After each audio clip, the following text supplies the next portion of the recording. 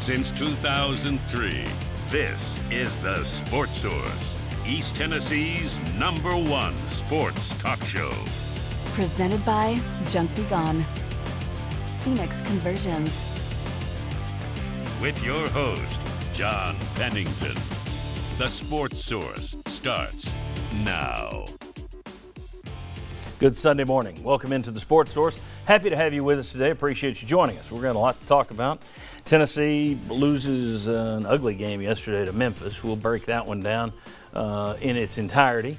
We'll cover every basket that was made because there weren't many. We'll also talk about the Gator Bowl, and we'll talk about a lot of comings and goings on the recruiting front for Tennessee. In case you haven't been keeping up, there have been some commitments, decommitments, in and out. We'll cover all that for you today. We've got 90 minutes to do it. Let's jump right in. Our first segment brought to you by our friends at Phoenix Conversions. And if you work out of your van or truck and need the biggest selection of racks, shelving, sliding cargo trays, etc., give Phoenix Conversions a call or stop by their showroom. One truck or 100, whatever you've got, they can outfit you to perfection. They've been doing so since 1987. Phoenix Conversions, proven in East Tennessee. Give them a shout or drop by. Here's some guys who are proven in East Tennessee. I'm happy to have them as the first wave of panelists today. Josh Ward from WNML. Right here we have Mark Pankratz, former Division I basketball player and former Vol assistant coach. Right there we have VFL Isaiah Victor. Glad to have you down here with us. And right down there we have Mike Strange, longtime sports writer, longtime member of our panel, and Hall of Fame sports writer. Member of the Hall of Fame, I guess is the way to put it. Thanks to all of you for being here. Let's start with Tennessee-Memphis. I got a graphic just to show you how awful yesterday was, in case you didn't watch it. Tennessee with 47 points. That's the low mark for Rick Barnes here in Knoxville. You see the field goals, 15 of 60. I mean, here's the thing. Memphis shot 33%, 34%. It's not like they were great, but they bested you by about 10%. I can't remember a Tennessee game where they shot 25%. 4 of 26 from three-point range, just kept firing them up there, 15%. Got out-rebounded, did have more assists, but I think that might tell you more about Memphis' offense than it does Tennessee's defense yesterday. Turnovers, Memphis with 17, Tennessee with 9. The big key here, Bowden, Pons, and Turner, your top three scorers, they were 6 of 30 from the floor. Guys, Memphis played some good defense, no question. It snapped Tennessee's home winning streak, denied Rick Barnes a chance to win his 700th game. Memphis played good defense. Credit them. But at the same time, there were a lot of missed layups. There were missed open shots. There were passes that went flying out of bounds for no reason. Credit Memphis. They got the win in Knoxville, hostile environment, and they were without 2 starters. But I didn't think Tennessee, it'll be a long time before you see them shoot that poorly again, in my opinion. Your thoughts on what you saw yesterday? Yeah, for Tennessee to open up with a big lead and have the environment the way that it was, the crowd behind the team, and then to give it up that way, one credit to Memphis to be able to handle that kind of situation, because I thought that would be what would keep Memphis from being able to win the game. Young team on the road. Yep. I thought Tennessee would take advantage of it. It didn't. I think it also probably opened up some questions about the offense and what happens moving forward. We watched that first part of the game, and it's really how we thought Tennessee would be able to win a lot of basketball games. Defensively, we were playing really well. Motion offense, moving the basketball, a lot of energy. And then Memphis affected the game with their tempo. Our bench didn't play very well. Fulkerson had a really good game, really the only guy that played at that level and above. We thought because of their Tennessee senior guard play, we'd be able to win that game. But really, it was the freshman guard play of Memphis that made big shots down the stretch that was a big reason of the outcome of the game. Yeah, I think so, especially what you said about Memphis. Tony Harris, I think he changed the game with his shooting. As far as our team goes, we were up 15-5, but with all the opportunities that we blew, wide open shot, miss. I thought we fell in love with the three-point line. Even if you're wide open for the three, we had our guy come in off the bench, Pember. He was wide open for the three, but he took it to the basket and he tried to dunk it. Well, he got 2 free throws. He didn't just miss a wide open three. So if they're not going to attack the basket, especially in a rivalry game, I felt like at 15-5 that we blew enough opportunities. We should have been up probably 20 points, and you got to take advantage of those opportunities in a rivalry game. With all the hype, I missed the announcement that it was throwback to the Kevin O'Neal era. But that's what it looked like. just horrible shooting. Like Mark said, I thought John Fulkerson brought it, played a really good game, but of Tennessee's main guys, he's the only one. And really, the other guy was Josiah. I mean, Josiah got us going early on, made a couple jump shots. And really what it is, what I find, you know this as a player, he's a freshman guy playing up against other freshmen. They've played against each other on the AAU circuit, and that gave Josiah confidence, being like, hey, man, I've played against these guys. I know I'm better than these guys. And he showed that confidence on offense, got in some foul trouble, didn't play as much. Yeah. But he was a guy that stepped up, and we needed Bowden. We needed Lamonte to give us more ponds, and they just didn't. When James opened with the three-pointers, I thought, okay, this is his breakout game. Right. But then he kind of went from the front seat back to the back seat again. And maybe part of that was the fouls, but still. And we heard last week, his high school coach had said he's not the world's greatest scorer. He's not this terrific shooter.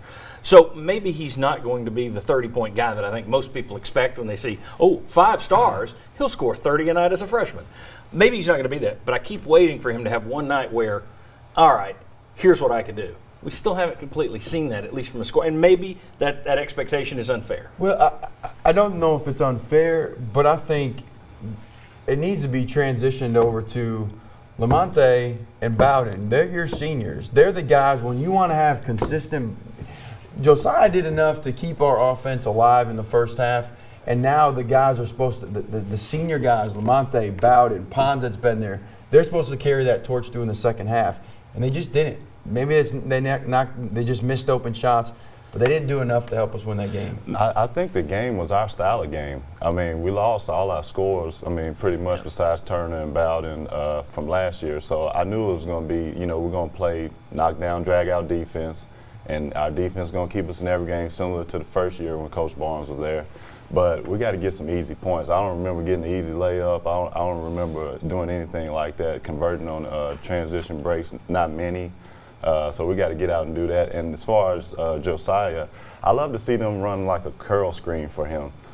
Set the screen on the wing for him, let him curl into the paint, get him moving towards the basket. Because I think he's athletic enough to, get in there and bang with the big guys and maybe draw some fouls, get some easy free throws, and get his jump shot going.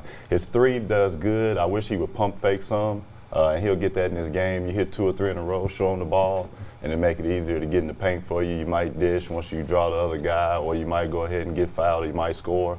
But he can be a threat penetrating. I don't think we have enough penetration. Very good. I'll tell you what, you mentioned Drew Pember a second ago. Let's put up a graphic here. 4 points from Pember, 2 points from Kamwa, 2 for Johnson. Don't forget, I thought it was interesting, Admiral Schofield after the game tweeted, more Jalen Johnson.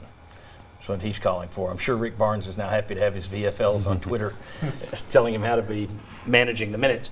But you 32 minutes, you got 8 points out of him. I didn't think it was a great. Again, Pember showed some. He showed more than I expected yesterday, put it that way.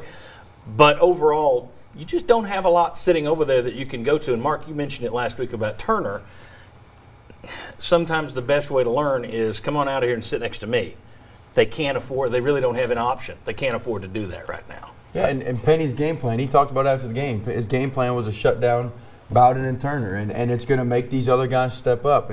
Pember did some good things, but then he showed himself, gave up an offensive rebound and a putback. And so it's part of that growth. Yeah. But we've got to be – I'm going to keep going back to it and say it again. It's Bowden and Turner. They're your seniors. They got to step up and win basketball games. I think we need to play Turner off the ball some because his natural position is 2. He's playing the 1 for the team and for himself. If he wants to go play, on the next level, he's got to probably be a point guard. But he's a more natural scorer. I wish they do kind of like the Kemba Walker role where, first part of the game he plays point and then he can come off and play some 2. Because he's got to be kind of miserable. Just being a former player. If I'm a scorer, and that's all I had to do. Now I got to bring it up court, deal with all these traps, and then we need a big that can.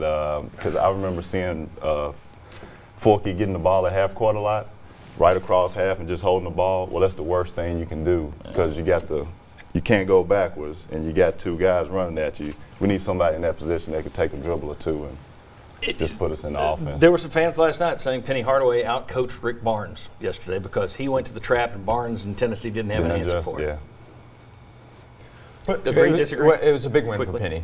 There's no argument against that. We can get into who won. He was without two starters, including the number one freshman in the country. That's part of it too. A lot of pressure there on top of you. So I don't know if I would necessarily out-coach, but Penny got the win. He walked out of there with the win. It's also one game. Yeah. Penny's guys shot 33%. Barnes' guys shot 25%. And they did have some open looks that they didn't hit. If you hit the open looks, you probably win that ball game, and no one's sitting here going, Barnes got out-coached. Yeah, but if you got guys that's not known for knocking down the type of shots they're taking, no matter if it's open, that's kind of by design. Like, let those guys shoot, especially NBA coach. You don't guard the guys that can't shoot. And, I saw a couple of guys getting shots, and they were taking the threes. They were wide open shots, but they didn't make the shots. If you don't make shots and you don't have great ball handling, it's tough to win basketball games. Back to your point about Lamonte, not a true point guard. Who's your backup? Who's your other ball handlers? Who's your small forward? Memphis had more ball handlers, and they made more perimeter jump shots. Very good. All right, when we come back, we're going to talk about Lamonte Turner's shoulder. It's hard to say. Is it this team's Achilles heel? We'll look at his shooting percentages from last year, this year, and the team as a whole. Offensive concerns. Come on back on the Sports Source.